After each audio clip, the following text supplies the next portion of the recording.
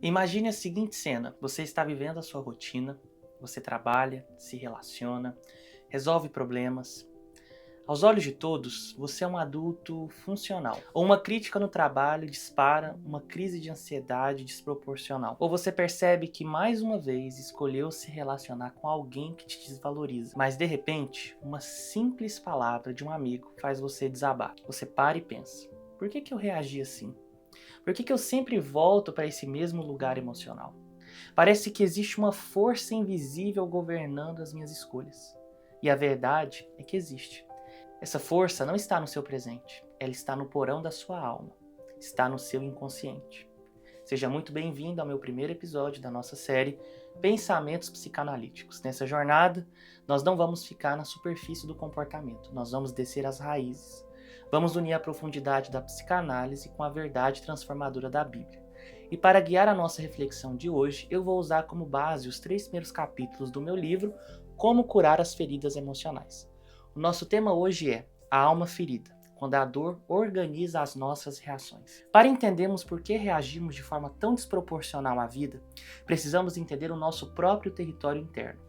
A Bíblia diz que fomos formados como corpo, alma e espírito. A psicologia e a psicanálise usam a palavra psique. A Bíblia usa a palavra alma ou coração. A alma é o centro mediador de quem somos. Ela não é apenas o lugar dos nossos pensamentos conscientes. Ela é também a morada do nosso inconsciente. O inconsciente abriga memórias reprimidas, dores antigas, experiências que não conseguimos elaborar. O profeta Jeremias já dizia que o coração humano é enganoso e profundo, mais do que se pode imaginar. Isso significa que existem camadas dentro de nós que estão ocultas até para nós mesmos. Deus conhece até os pensamentos mais profundos e a intenção oculta do nosso coração. E é nesse lugar oculto que a dinâmica da nossa dor acontece. Nós nascemos como seres relacionais, nós nascemos com demandas emocionais e precisamos de cuidado, pertencimento, segurança e amor. Mas existe um cenário ainda mais perigoso: as demandas suportadas.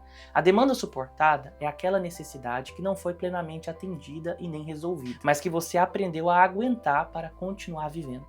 A pessoa parece forte, funcional, responsável por fora, mas carrega um peso, um cansaço emocional extremo por dentro. Ela não sabe receber cuidado e a alma aprendeu a aguentar, mas nunca aprendeu a descansar. Quando a alma não descansa, ela entra em um ciclo destrutivo.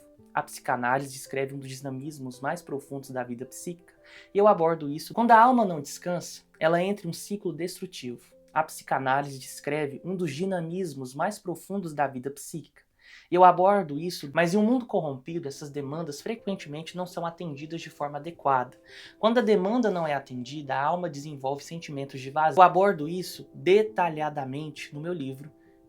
O presente apenas desperta o passado que, quando o ambiente responde bem, a criança desenvolve o self verdadeiro, espontâneo e criativo. Mas e quando o ambiente falha repetidamente? Quando há negligência, abandono, violência ou intrusão excessiva? A criança precisa se adaptar para não ser rejeitada. Surge o falso self, uma organização defensiva que atende às exigências externas, mas que afasta a pessoa da sua própria autenticidade. E é a partir desse falso self que nós criamos as máscaras emocionais e transferimos as projeções da infância para a nossa vida adulta. As projeções acontecem quando o passado continua falando no presente. A pessoa passa a reagir ao marido, à esposa, ao chefe ou até Deus, como se estivesse respondendo às figuras parentais do passado. Você teme o abandono, mesmo sem sinais reais. Você se rebela diante de qualquer limite, porque o limite no passado significou rejeição. O outro deixa de ser visto como ele é e passa a ser o representante de alguém da sua história infantil. Olhe para o seu coração agora. Quanta energia psíquica você tem gastado apenas para manter o seu falso self funcionando? Quantas vezes a sua alma ferida projetou a dor do passado nas pessoas que você ama no presente? A verdadeira maturidade emocional e espiritual acontece quando paramos de fugir. Deus nos convida a trazer os nossos desejos e as nossas dores à luz. A Bíblia diz que o presente apenas desperta o passado que ainda vive dentro da sua alma. Esse dinamismo interno nos ajuda a entender a diferença entre pulsão e compulsão. A pulsão é uma força vital, a energia que nos move. Mas quando essa pulsão encontra bloqueios, repreensões ou frustração intensa, a energia não desaparece. Ela se acumula e busca saídas alternativas. É aí que nasce a compulsão. A compulsão não busca o prazer, mas o alívio momentâneo de uma tensão interna que não foi elaborada. Pode ser comida, trabalho, controle ou um vício. O vício é uma tentativa repetida da alma de anestesiar uma dor interna ou preencher um vazio. É o corpo e o comportamento falando aquilo que a alma não conseguiu expressar em palavras. A Bíblia descreve essa mesma realidade psíquica com uma profundidade assustadora. Lembre-se do apóstolo Paulo no capítulo 7 de Romanos. Paulo diz que deseja fazer o bem, mas acaba praticando aquilo que não quer. Paulo não está descrevendo uma pessoa sem fé, ele está descrevendo um homem consciente, desejoso de agradar a Deus, mas que é atravessado por forças internas e conflitos não resolvidos. Isso nos mostra que o Evangelho não ignora a complexidade psicológica do ser humano. Há camadas no nosso coração que operam contra a nossa própria vontade racional. E a resposta de Deus para a compulsão e para o conflito interior não é a repreensão rígida, nem um simples esforço moralista. A cura da compulsão não está em tentar se controlar com mais força. Reprimir a pulsão apenas aumenta a tensão. A cura está na elaboração emocional e na integração pela graça. A transformação proposta pelo Evangelho alcança o interior antes do exterior. Para sobreviver a todas essas faltas e intenções da nossa história, nós desenvolvemos algo que a psicanálise, através de Donald Winnicott, chama de falso self. Desde o início da vida, precisamos de um ambiente suficientemente bom, um ambiente que acolha as nossas necessidades com sensibilidade e presença. A Bíblia diz que Deus cura os de coração quebrantado e trata das suas feridas no Salmo 147. Mas ele não cura personagens, ele cura corações de verdade. A formação do self ela é relacional. Se o seu ambiente inicial falhou e gerou um falso self, a fé cristã apresenta uma esperança revolucionária. Deus se apresenta como um novo ambiente suficientemente bom. A sua presença oferece à alma um lugar seguro onde você não precisa mais se defender o tempo todo. Um lugar onde o seu self verdadeiro pode emergir, ser acolhido e reconstruído.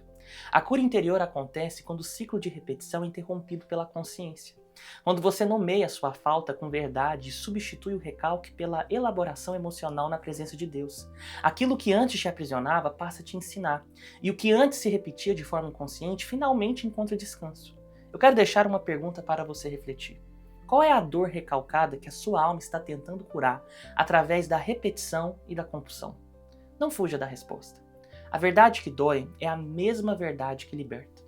Se você deseja se aprofundar nessa jornada de autoconhecimento e restauração, tudo isso que nós refletimos hoje é apenas o começo do que eu estruturei no meu livro, Como Curar as Feridas Emocionais.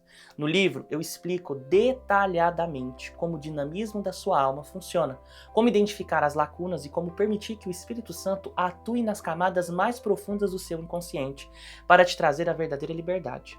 O link para você garantir o seu exemplar do livro está aqui na descrição do vídeo. Inscreva-se no canal para continuarmos desbravando a mente e o coração. Curta esse vídeo, compartilhe com alguém que precisa sair do ciclo de repetição e encontrar cura para a alma. Deixe aqui nos comentários, eu escolho viver pela verdade e não pela ferida. Que a sua alma encontre o descanso que só a graça pode oferecer. Eu sou Asaf Vaz e este foi o nosso Pensamentos Psicanalíticos. Até o próximo episódio.